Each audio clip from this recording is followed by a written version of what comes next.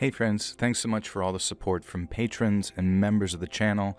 There's new bonus content out right now, but also be sure to check out my newest review of the film Obsession over on Patreon. It's about 2 hours of analysis and yapping with some friends for your enjoyment, so be sure to let us know the next film that we should check out. Thanks so much.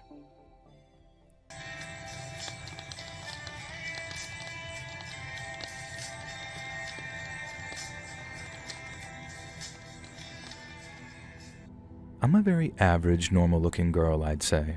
And even still, I've had a few weird guys become obsessed with me over the years. Nothing to write home about, really, although now that I think about it, maybe there is another story that I'll send in. This story, though, is about someone I'll call Pizza Hobo. His real name was Jacob, and I don't really care about doxing him because A, he was a pest, and B, he's almost certainly dead by now. And the thing with Pizza Hobo is that I loved him at first. I worked at a small mom-and-pop pizza restaurant. You know, one of those hidden gem places with an insanely loyal customer base. One such loyal customer was Pizza Hobo. Every Tuesday, he'd come in for the Tuesday Special, a stuffed crust margarita at half price. Now, he always got a medium with jalapenos as an extra topping, and I remember his order very well because it never changed. He was genuinely an interesting guy. He'd seen action in Vietnam, he'd studied anthropological folklore and marine biology. Strange combinations, he admitted himself. Just courses he'd taken on the internet without any qualifications at the end. Just things that interest me, he'd say. I joked that he should look into how to cook pizza, given how regular he was, and then I quickly added not to do that because we didn't want to lose a valued customer. And this seemed to really cheer him up, and he left me a particularly generous tip that day. Now, I should add that we call him Pizza Hobo. He wasn't actually a hobo. It was a sort of style thing. From the clips of cash I'd seen in his wallet, the guy was packing.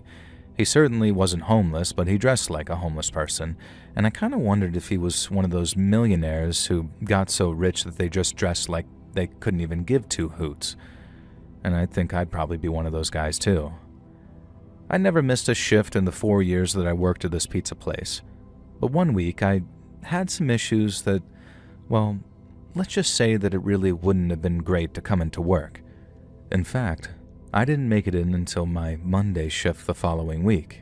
Mondays, Tuesdays, Thursdays, and Saturdays, they were always mine. Now, one of my colleagues, an Asian kid called Andrew, who I kind of had a situationship going on with, took me to one side. Now, he was laughing, but in a way that made me think that he wasn't actually amused, but just thought that I might be. He told me that Pizza Hobo had gotten absolutely furious last Tuesday when he found out I wasn't on shift. He demanded to know why and if I'd switched shifts, and, most weirdly, if it was because of him. Andrew had to make a genuine effort to calm him down and explain that I was off sick. Now, he had to explain it so much, in fact, that he was forced to give details to Pizza Hobo that made me a little uncomfortable. I didn't really want this customer knowing intimate details about my food poisoning-based bowel movements, as I'm sure you can understand. Now, the next day, this Pizza Hobo came in as normal, and as soon as he saw me, it was like he'd seen an angel. Andrew was on shift too, and Pizza Hobo apologized profusely for his behavior.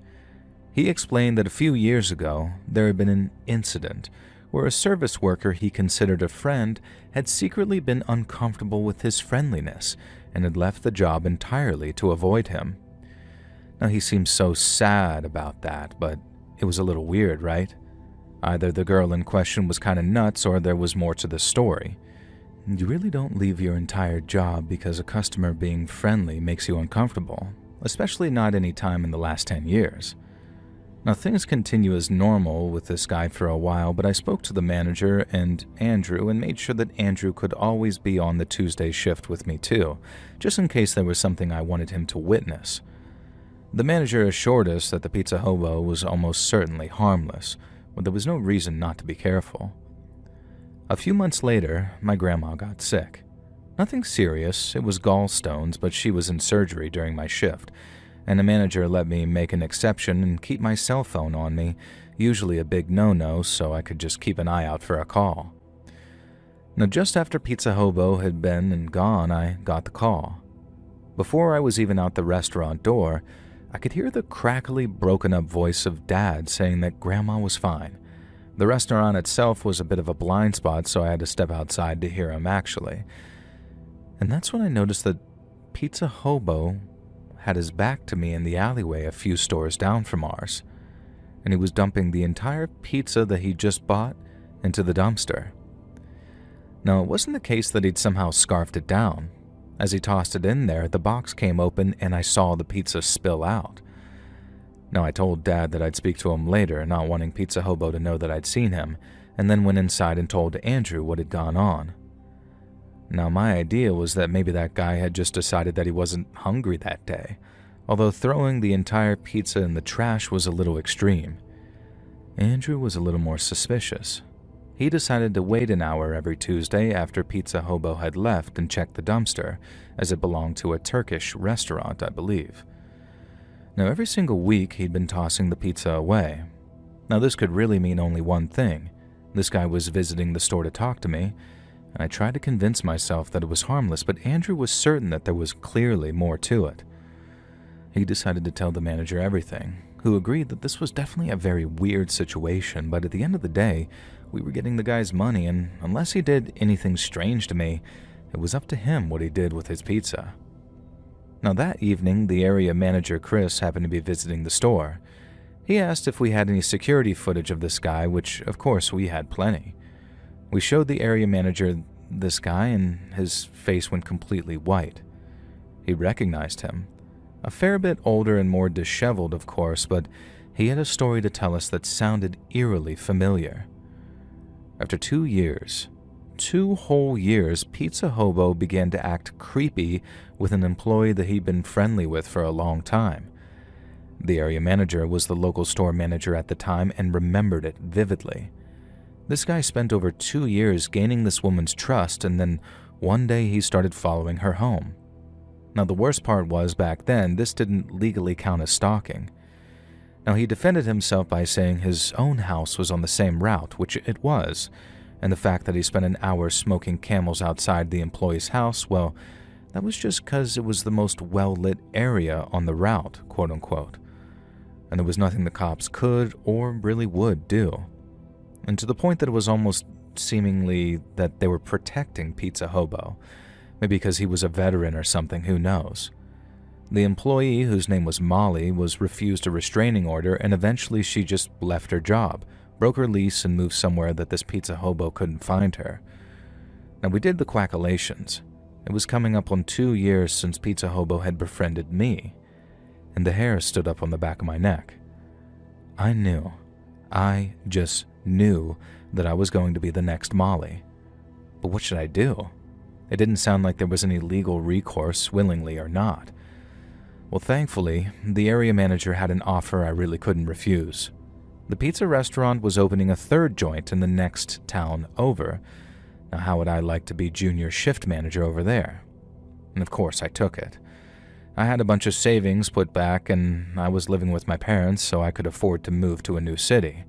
And Jesus Christ, I'm so glad I did, because Andrew called me a few weeks later and asked how squeamish I was. Well, not at all, I said, and he said good, because check the photo he was dropping in the group chat. "I'll find her one day," had been written on the exterior wall of the restaurant in what appeared to be human feces. It was vile. But it's been 8 years. That Pizza Hobo hasn't found me, and even though it really wouldn't take a genius to scope out the 3rd restaurant in the chain, my guess is something happened to him. I tried to Google that Molly girl, and all I could find was an obituary from 6 years ago, which could have been her, and every year there's a message posted on her memorial page saying, "I still miss you." But this year, the message simply said, "I couldn't let it happen again." And I think there's a lot more to this story and Molly, and maybe Chris, the area manager, than perhaps we'll ever really know. And given how much I think Pizza Hobo deserved what he got, I'm just glad that I'm gone, and I think that's for the best.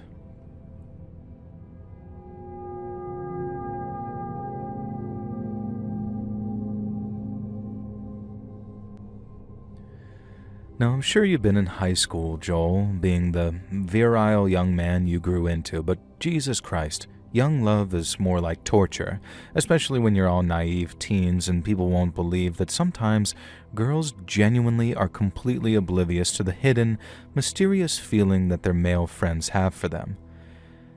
It all began with someone named Brian. Brian was my friend from the year we started high school, and within just a few weeks, I realized that I had a pretty big crush on him. You know, the kind of teenage nonsense. Writing his name in your notebook, getting him to take photo booth pictures with you, doing all sorts of just goofy stuff. Now, I really thought that the more we hung out, the more I made it clear to him that I wasn't hanging out with anyone else, and he'd get the hint. But he didn't, so there was only one conclusion I could draw. He didn't like me in that way. And so after a few months of just moping, I moved on and eventually found another boyfriend. His name is Paul. Now, I liked Paul, I really did, but I didn't feel the same about him as I did with Brian. And Paul was very possessive. I didn't really get to hang out with my female friends that much, let alone Brian, so I guess from Brian's perspective, I just ditched him. And then I started getting the note. Well, essay, really, and it was like 15 freaking pages in my lockers. They were anonymous, but Brian had made no attempt to disguise his handwriting, and they shocked me to my core. They were all about how I'd friend-zoned him, that I'd been happy to drag him along as a friend, but any time he made a move, he never once had made a move, I'd just brush him off. Now bear in mind that this was a guy that I would have given my heart and soul to. Up until that essay, I probably still would have ditched Paul if Brian had asked. But now he was saying all sorts of awful things to me, that I'd let him on, that I surely knew that I owed him something and that I was a trashy human being. And then, here was the real kicker. There was an entire page about how he could forgive me and make sure that the rest of my school days were safe and normal if I agreed to orally pleasure him so he could get me out of his system. Now immediately, whatever I believed about Brian was just out the window. Paul wasn't perfect, but this guy contained an inner predator, and I was honestly genuinely scared. Now the worst part is, I couldn't talk to Paul about it because I knew that he'd make that situation worse. And also, Paul had succeeded in isolating me from the majority of my female friends too, so I was really alone. All I could do was confront Brian myself, and I did this by posting a letter containing 2 single words through the slit in his locker, and it said, "Hell no." It took a few days to get his response, but it was as petty as it was chilling. He threatened that if I refused his kind offer, he would make sure that it got spread around the school that I was having an affair with our young, attractive English teacher. Even though there was no truth to that, I knew how that could ruin a teacher's life and also a student's. All I could think to do was take everything to the guidance counselor. She read it all and placed it on her desk. I expected her to look more concerned about the whole ordeal, and instead, she confided something in me that I hadn't shared until now. That same day, another student had discovered a manifesto on Brian's desk detailing how the entire grade would suffer, and that their suffering would be on my conscience, and their souls would haunt me forever. So while I was in the meeting with the guidance counselor, my once crush, once bestie, now obsessive stalker was being marched away from the school in handcuffs in front of all the other students. Needless to say, back in the 2020s, a student who had implicated themselves in a plot to commit something like that was not treated lightly, and as far as I know, Brian is still in some kind of judicial system due to increasingly violent behavior. As for Paul, I can thankfully say that I kicked him to the curb, and going forward, I'm going to try developing better taste in men who don't either isolate me from friends or invent a friend zone that I would have quite happily dragged them out of, kicking and screaming, into my loving arms.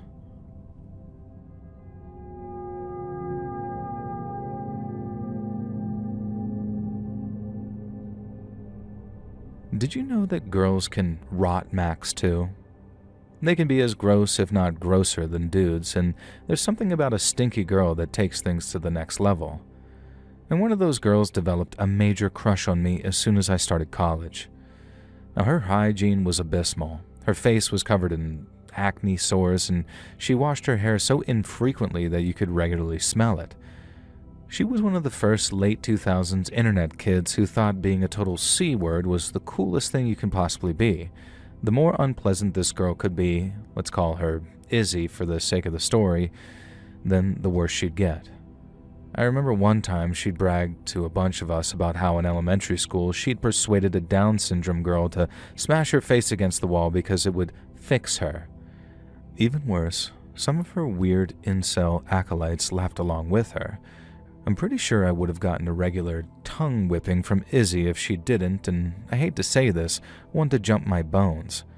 The idea even now makes me feel sick. There were so many stories that she shared, and from how she'd hurt and alienated people from elementary school to the end of high school. She cost a teacher his job by stripping off her top just as she knew another staff member was about to enter, and they did not side with the teacher. When they were kids, she persuaded her sister to let her hit her between the legs so hard that her sister could no longer have children. Izzy found this hilarious. In high school, she and some of her weirdo friends waited until the shy Christian girl had gotten out of the shower and then grabbed her and shoved her fully naked into the boys' locker room. Just terrible, disgusting individual behavior. And did I mention that she stank? She one day came to me and told me, as if I'd be sad about this, that one of her roommates, Ari, had a crush on her. She wanted to cook up revenge on Ari so he knew never to lust after her again. I forget her plan exactly, but it involved leaking a dick pic all across campus. Now, I was having none of it, and I told her so. She stormed off, and I didn't hear from her again until late that night. And then I heard her banging on my door. Well, not exactly banging, but stabbing.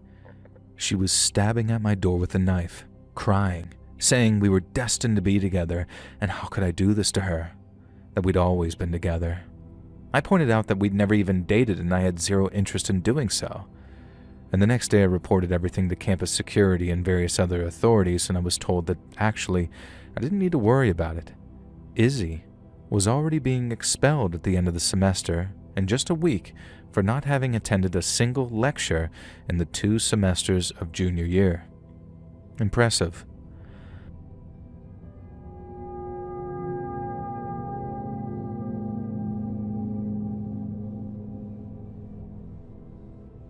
If I had any advice for the younger people looking to get into the dating game, it would be this. Do not trust anyone who claims they love you and are obsessed with you. If they've known you for 1 week and they're declaring you're the one, then they probably have an ulterior motive. I know this makes me sound cynical, but about a decade ago, I had a horrific experience with a very horrific person in every way, and for the most part, I only have myself to blame. I'm a minor public figure in a few fields, so I won't go into details about this woman or how we met. It was an industry that I worked in before the one I work in now. This woman contacted me out of the blue to tell me that I was her favorite non-fiction writer in a certain field, and that something I'd made after that career was her favorite thing of all time. Now, don't get me wrong, I was proud of this thing I'd made, and I appreciate anyone who enjoys it. But immediately, to claim it was her favorite thing ever made, alarm bells were ringing. It wasn't even 99% as good as most other things, and again, I say that I am proud of this piece or work I'd released, but already I was fairly certain that I was being love-bombed and this woman wanted something from me. Unfortunately, due to a mixture of naivety and idiocy and really neurodivergence, I wasn't willing to actually say so. What followed next was a day or two of Snapchat flirting, followed by some of the most unflattering, unsolicited nudes you ever did see. I pretended that I was impressed because I don't want to crap on anyone's self-esteem, but I've seen more flattering autopsy photos. And the next day, and if this seems quick, it's because it was, she asked if she could come down to visit me because there was clearly chemistry between us, and she had a feeling that maybe we were designed to be together. That I was her dream guy and I was some kind of super genius. LOL. Now, I said no, I'd just come out of a relationship, a really bad one, and I really didn't want anything more than casual fun for now. And that's when the first temper tantrum happened.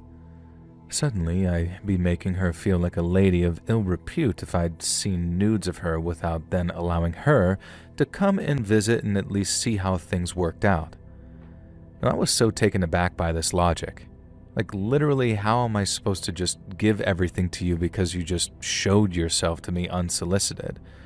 I still said no, but she spent days and days and days sending me voice messages, crying about how I'd made her feel like well, some words I shouldn't say on here, all because she'd sent these unsolicited nudes. And so eventually I just said yes, come visit for 4 days and we can see how things went. I knew how they'd go. I'd had no interest in being in a relationship, and I wasn't attracted to her. Maybe in person I could just let her down gently. And when I met her at that station, it was even more obvious that I was deeply, deeply unattracted to who she was. And not only that, but within 10 minutes of getting to my house, she wanted to engage in physical activity, if you know what I mean, and I tried everything to put her off, and eventually she kind of pushed herself onto me and started doing things that I was in no mood for and had no attraction to do. And the next day I told her that, as she promised, we'd give it a try, but I really wasn't feeling any chemistry between us, and I didn't think a relationship was a good idea.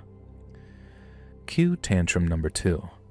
This time I lured her down here with the intent of intimate activity, which I had texts to disprove even, and that the only way she could possibly be comfortable with herself is if we started dating. But not just that. To prove my devotion to her, I had to allow her to move in. Now I should add that I was staying with my parents at the time. That night, without even consulting me that this would happen, she told my parents that I'd invited her to move in for a while. And then she kept encouraging me to tell them that she was the one. I don't know why I went along with it, other than in my defense I'd suffered some very severe psychological and physical issues over the last 10 years, which she had known about in advance and, in retrospect, had quite clearly manipulated these things. It became clearer what her end goal was when she started suggesting things like having my dad provide her with a weekly allowance so she could come off of disability benefits, which to this day, I still have no idea what those benefits really were for. Now obviously my dad said no, but my parents were also ridiculously kind, and they converted one of the larger rooms into a double bedroom for us. Now one event that sticks out in my mind is when we went to buy a bed. There were 2 possible sizes, one that was perfectly large and one that was ridiculously huge. I said that we should go for the large one. Now she demanded that we have the largest and most expensive bed possible, which, I note, my parents were kindly paying for.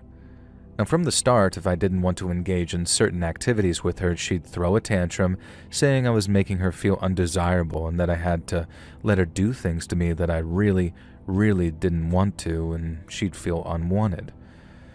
On the other hand, whenever she did browbeat me into agreeing, she'd quickly descend into the tactic of negging, intentionally playing on my own insecurities of making me feel even worse about the interactions between us.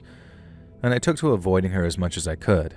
I pretended to keep falling asleep on the couch so I didn't have to share a bed with her, and things just got worse from there. She wasn't contributing a single thing to the family financially. Myself and my parents were paying for everything. But here's possibly the worst thing, and may explain a little more as to why I allowed this to continue happening for 6 months. After the first few days of her being present at my house, she revealed that she had a 4-year-old boy who she was no longer allowed custody of.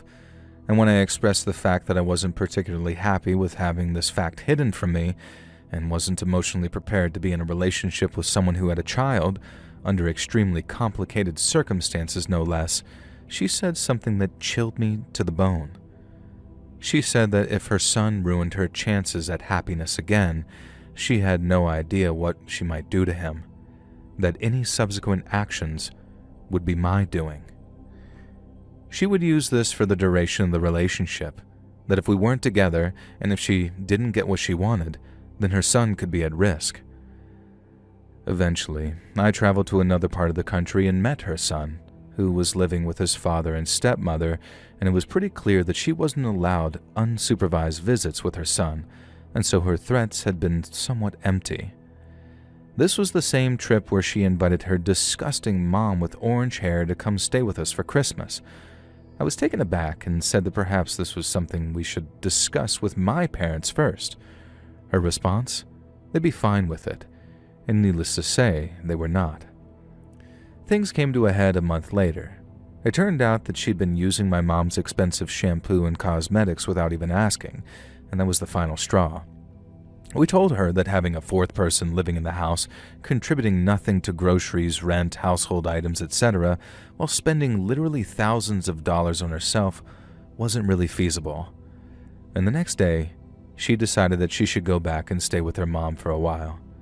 Fine by me, even if it meant that I had to pay back my mom for the $300 that my ex had borrowed from her. There was one final desperate attempt to use her obsession with financially conning my family. She emailed me from her hometown saying that things could go back to normal if she was less stressed because her mom was struggling to pay her mortgage, and if we could pay $500 a month to help her out, she could go back to being the one and we could maybe get married. I should add here that I knew for a fact that her mother did not have a mortgage, and when I said no, that wasn't doable, she sent me one more text saying that she couldn't handle the drama of the relationship, and I never heard from her again. This is someone who acted so obsessed with me that it scared me. This is someone who used the threat of harming her own 4-year-old child as a way of keeping me and my family financing her lifestyle while she happily bought designer clothes and MacBooks. And to this day, I don't think she was obsessed with me, but was someone who she thought she could scam with her feminine wiles and her charm. Unfortunately for her, she had neither, and all she had was a heart full of hate, an obsession with laziness, and a complete inability to tell the truth. Now, I'm sure there are scarier stories of obsession knowing that a lot of her claims were BS, but at the time, the idea that she could harm her kid if I didn't continue to fund her lifestyle was one of the creepiest, most hateful, laziest, most obsessive behaviors I've ever encountered. And so yeah, my tip to you younger people, don't fall for someone who treats you like the second coming, and more often than not, they're fixated on an imagined version of you, one who will give them everything they want and get nothing in return. And that is a true psychopath.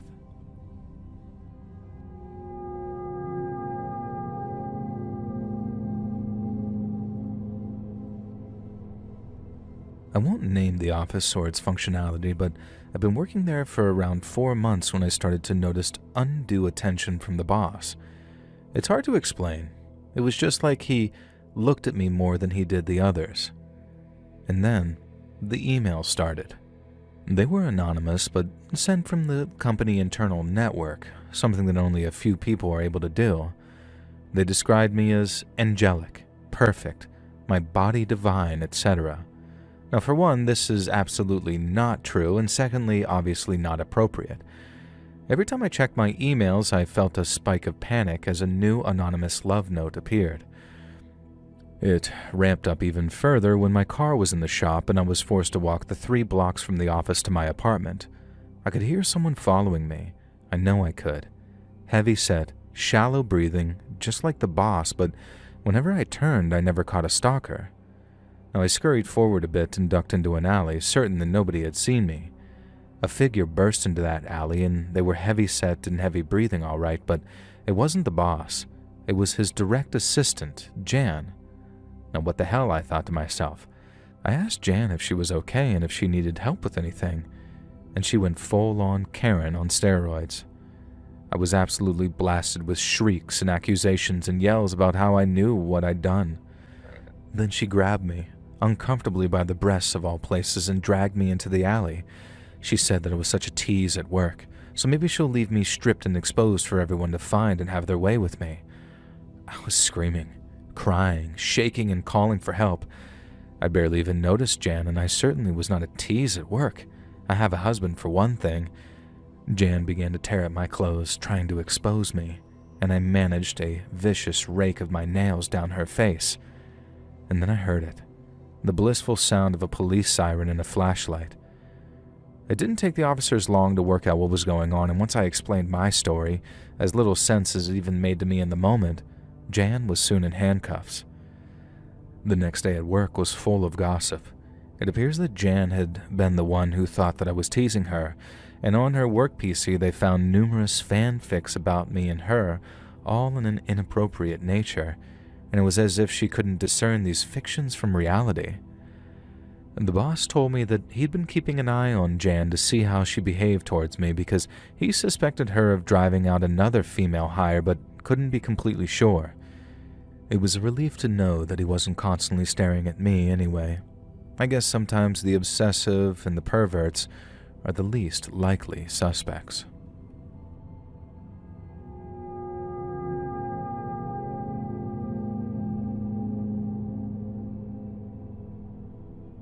When Grandma died in the 80s, I don't think my grandpa expected to find love again, let alone 20 years later. And yet as we drove him to the nursing home, this was his choice by the way, we joked about how he might meet a hot octogenarian who could be his life partner for the rest of it. Now Grandpa poo-pooed this idea, but I could tell that he kind of liked it too. Of course, not that I was a real expert, but at 23 I didn't really imagine that real old people's parts worked anymore, and so I pictured older love as something beautiful. Jigsaw puzzles with a morning cup of coffee, walks by the lake, watching the sun go down from a beach.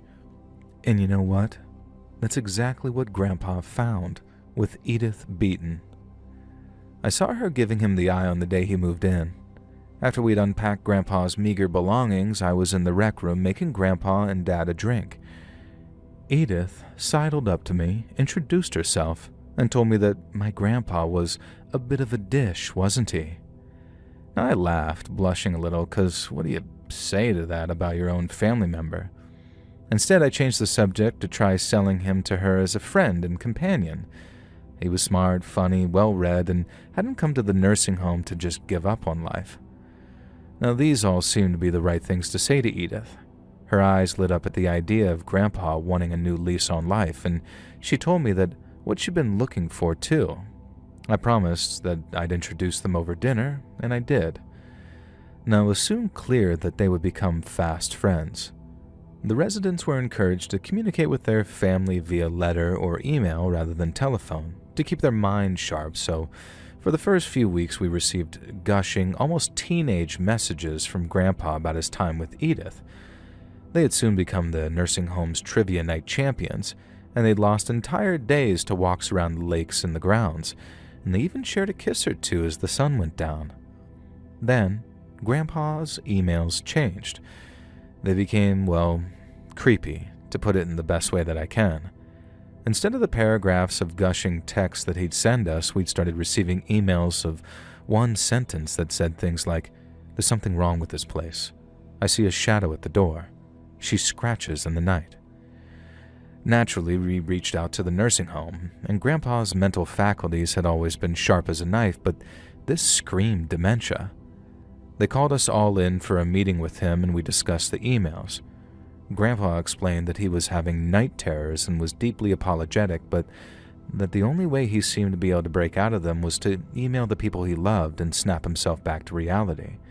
And it all felt very strange. More emails arrived and became clear that they were written by a very scared, very unsettled person.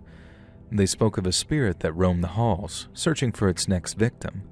Then during the day, he'd be full of apologies. And then he told us that he'd spoken to Edith about the night terrors in the emails and that she suddenly became strangely angry with him. None of this was adding up, and I was starting to become a little scared.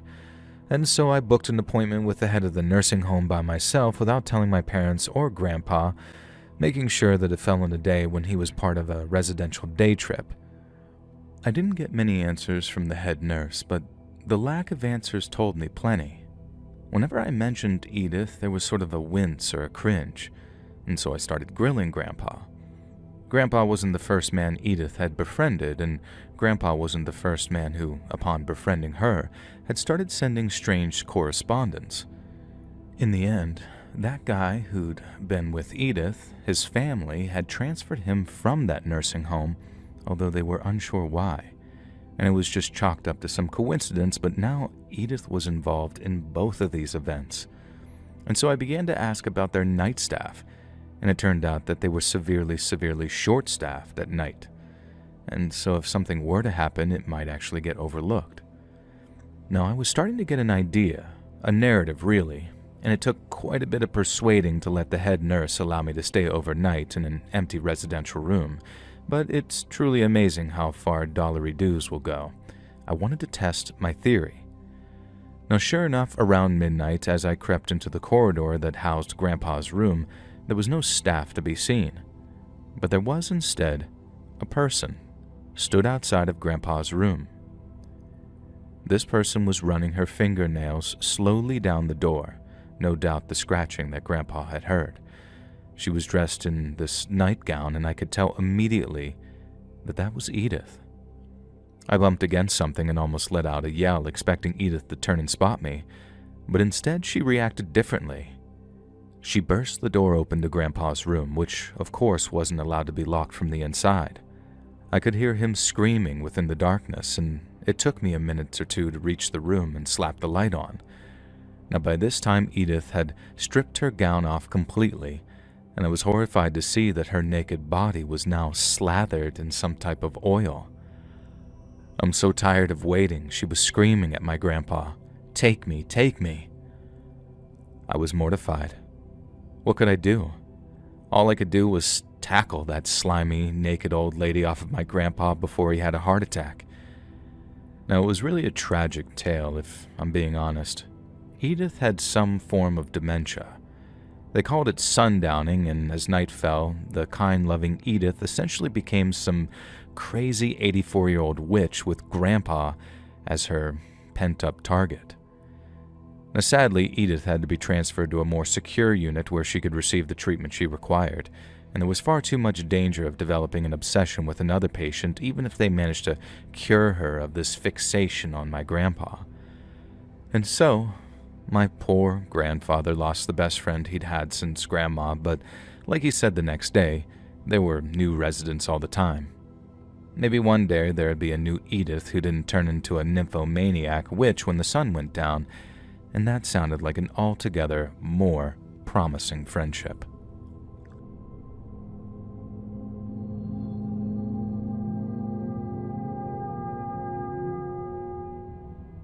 So I'll start out by saying that I used to be homeless. Now, they were rough years, and I can't say that I'm not to blame. I had a wife and kids, I had a good job, and I threw it all away thanks to a gambling addiction. I soon learned that gambling with your own life and safety is a pretty bad idea, though, and after years of nights spent on the streets in sub-zero temperatures and 3 to 4 days without food and barely any water, I really regretted my life choices. When I found the Eastman Soup Kitchen, it was like an oasis in a storm of poop. It was one of those secrets where you only found out about it from another homeless person that trusted you, and this meant that almost everyone who you'd meet there was one of the good ones. Occasionally, you get a bad egg come in and try and ruin it for everyone, but they were soon sent packing by the community that we built up. And perhaps the linchpin of this entire community was someone named Angela. She was a pretty, well, really beautiful young woman in her early 30s, and she didn't run the soup kitchen, but she was certainly the face of it. And so you can imagine my surprise when I picked up on the signs that Angela was kinda, maybe possibly into me. Now, I won't lie. Even back when I wasn't a bad-looking dude, I never touched substances, just gambling, and I kept myself as healthy and fit as possible living in those streets. I was maybe a few years older than Angela, but, you can just imagine someone like that would be taken. But apparently not so, as she'd always dish me out a little extra portion and tell me to look after my body and remark how fit I was and things like that. The kind of thing where someone who's been with a few women can just kind of pick up on as flirting, I guess. Now, this carried on for a few months. I wanted to be absolutely sure before I made any move, and the last thing I wanted to be was the weird homeless bum who was hitting on the pretty girl just doing her job. It turns out I didn't need to wait.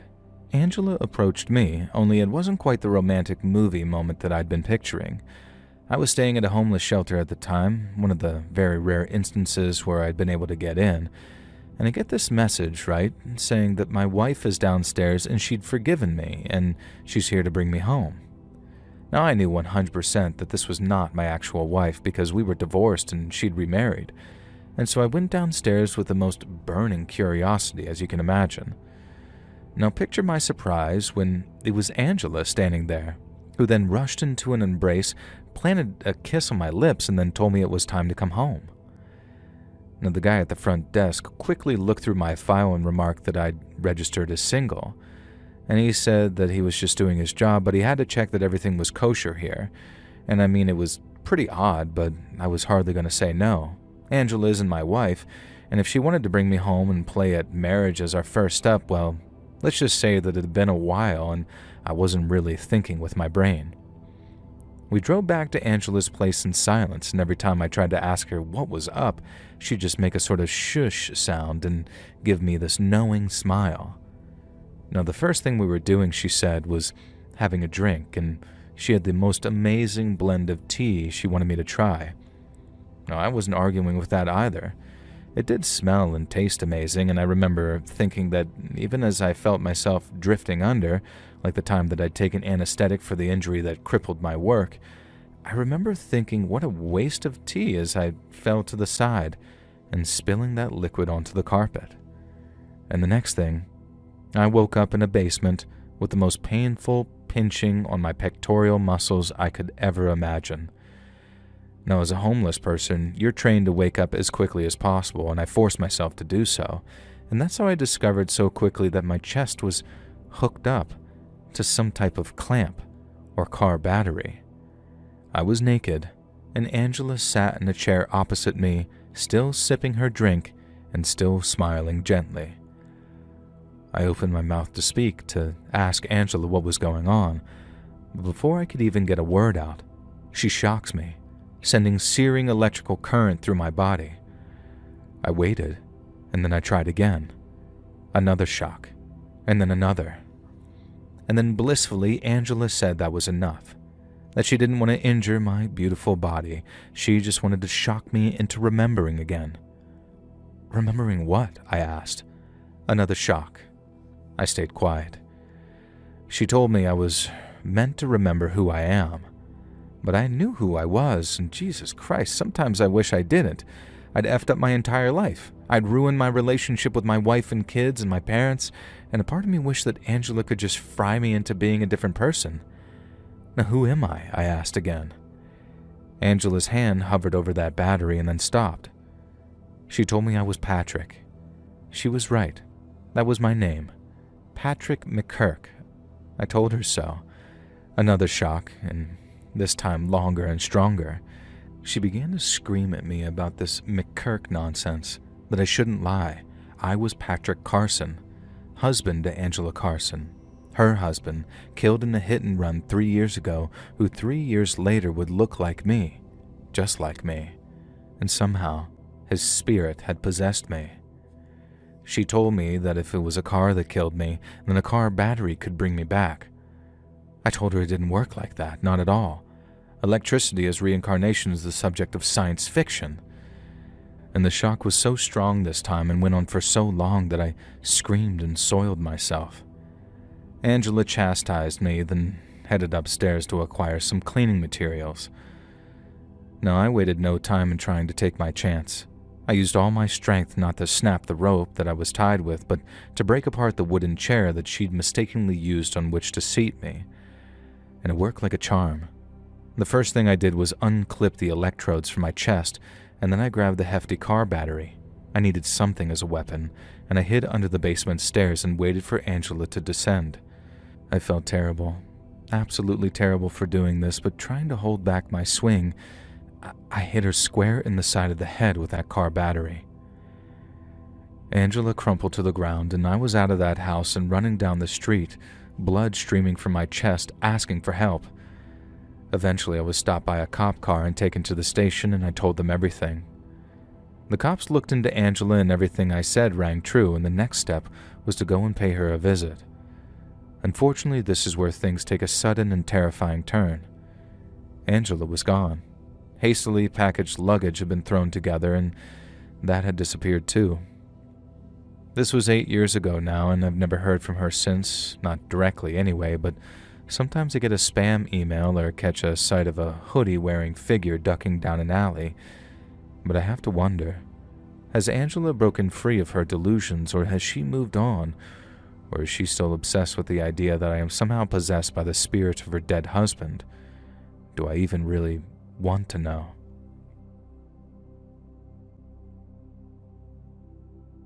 Hey friends, thanks for listening. Click that notification bell to be alerted of all future narrations. I release new videos every Monday and Thursday at 9 p.m. Eastern Time, and there are super fun live streams on Sundays and Wednesday nights. If you got a story, be sure to submit them over at my email, letsreadsubmissions@gmail.com, and you might even hear your story featured on the next video. And if you want to support me even more, grab early access to all future narrations and bonus content over on Patreon, or click that big join button to hear about the extra perks for members of the channel. And check out the Let's Read podcast, where you can hear all of these stories in big compilations, located anywhere you listen to podcasts.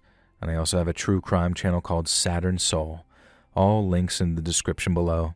Thanks so much, friends. And remember, Evil Larry is here to strip your penar.